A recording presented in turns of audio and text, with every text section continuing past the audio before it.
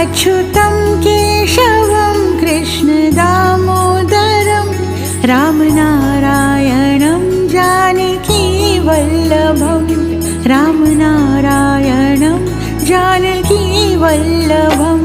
कौन कहते